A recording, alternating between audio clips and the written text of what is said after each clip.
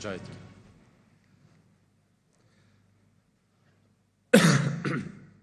جناب میر حازم تحسین بگ میر ازیدیا، جناب بابا شیخ آماده بوید برس روشباش گرمی بخیر هاتن تان دکم با ام کنفرانسه نیو دولتیه درباره جنوساید ازیدیان. بخیر هاتنه کی تایبتی میوانان و بجدارانی بیانی دکم که لهر شوینه کی جهان و امرو هاتون و بجدارن لم کنفرانسه همو لایکتان بخیر بین. دست خوشی زانکوی کردستان دکم با سازدانی ام کنفرانسه زانستیه اکادیمیه که یکم جاره بم آسته و بم بجداری فراوانه لحولیر ساز دکرید. سرطا همو قربانیانی ازیدیو تواوی قربانیانی دست داعش بریز و امرو ببیر دهینینو سلاو درود بو گیانیان دنیرین اوان هرگز لبیر ما ناچنو بو همیشه بریز و یادیان دکینو. سازدانی کنفرانسی زانستی اکادمی درباره جنوساید ازیدیان کاری که یک جار پیوست و گرنگه به تایبتی که آوا پسپران و شارزایان لناوند زانستی و اکادمیکانی جهان و تیدا باسو لیکولینوکانیان پیشکش دکن. اما رولکی گرنگ و پیویست لبه دویکومنت کردنی جنوسایدکه و لیکوتکانی دگیرد. لیکوتنوی زانستی و اکادمی لجنوساید ازیدیان لرهندکانی میجویی و سیاسی و یاسایی و رهندی درونی دبنه سرچاوه کی گرنگ با استاو دهاتوی امپرسو لیکولینوه لحمو لایکانی جنوسایدکه. لو بروایدام کم کنفرانسه آزارکان دگورت بو زانینو مینتکانیان دگورت بو پندو وانا ورگرتن. هر وها دبیت پردیکی نوان زانست و سیاست و مروایتی بجداری و هاوبشی دکات لفراوان بونی دان پیدانی نو دولتی لبجنوسایدکه و لپرسینوه لانجام درانی و او تاوانکارانهی که ام کاریان کردوه. برایزان 3 آبی سالی 2014 داعش هولی دا پیکاته کی رسنی کردستان و عراق و کلتوری فریو پیک و جیان لم ولاته بسریتوه. به هزاران پیاو و گنجی کشت، به هزاران جن و کچی ازیدی رفاند و جوره ها تاوانکاری دست دریجی و به کویله کردن برانبریان انجام دا. به زور آینی مندالکانیان پیگوری و بوکاری خوکوژی و ترور مشق و راهنانیان کرد. صدان هزاریان لی آواره و دربدر کران و پرزگه و سمبول آینیکان و کلتوریکانی ازیدیان روبروی پروسه یکی لناو بردن و سرینوی برنامه دار بونوه. باید ام تاوانکاریه روداوی کی راگوزری میجوی ناوچکه نبو بلکو برینه کی قولی سارش نبوه و هر وها لکه کی شرمزاریه لمیجوی مروایتی دا.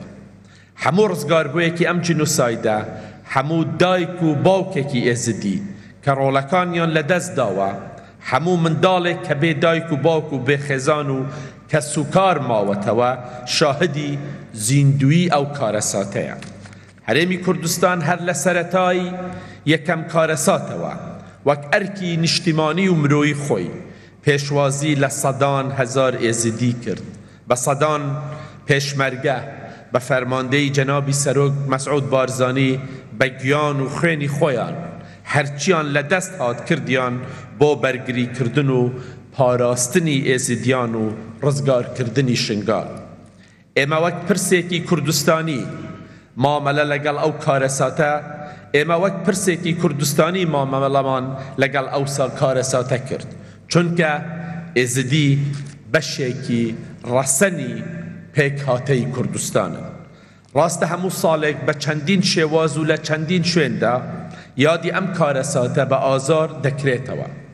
ئەمە گرنگە و پێویستە بەردەوام بێت بۆ ئەوەی نەوەکانی داهاتوش بزانن وەک هەموو پێکهاتەکانی دیکەی کوردستان چ کارەساتێک بەسەر ئێزدیان هاتووە. بەڵام بە دڵنیاییەوە ئەمە بەس نییە و بەشی ئێزدیان ناکات. مایەی داخێکی زۆرە دوای 11 ساڵ لەو کارەساتە هێشتا نزیکەی نیوەی کۆمەلگای ئێزدی ژیانێکی سەختی ناو کەمپەکان دەگوزارێنن.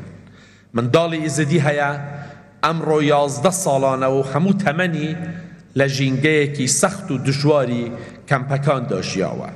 هێشتا ئومێدێکی ڕاستەقینە بۆ گۆڕانێکی ئەرێنی لە دۆخ و ژیانیاندا نییە. ناتوانێت بە ئومێدەوە لە داهاتوو بڕوانێت و چارەنووسیان ناڕوونە. عێراق وڵاتێکی دەوڵەمەندە. کۆمەلگەی ئێزدی وەک هاوڵاتی عێراقی مافی زۆریان بەسەر دەوڵەتەوە هەیە.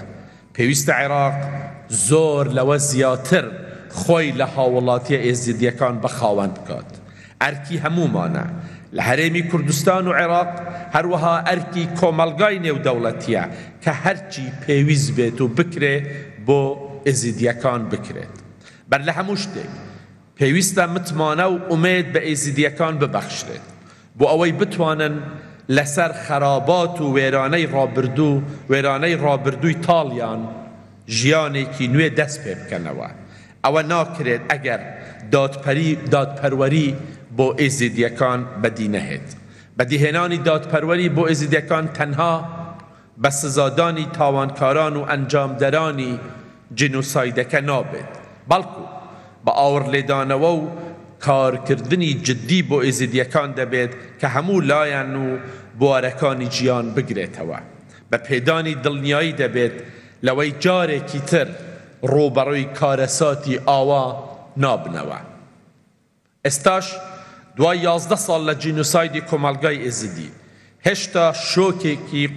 هێشتا ئەم کۆمەلگایە لە شۆکێکی قۆڵدایە، شۆکێکی سەختی دەرونی و کۆمەڵایەتی کە لێکەوتەکانی تاماوەیەکی درێژ بەردەوام دەبن. ئەرکی هەمومانە هاوکاریان بکەین و یارمەتیان بدەین بۆ چارەسەربوون و تێپەڕاندنی ئازارە دەرونیەکانیان. ئەوەی ئەمڕۆ ئێوەی لێکۆڵەر دەیکەن بەشێکی گرنگی ئەو یارمەتی و هاوکاریە دەبێت.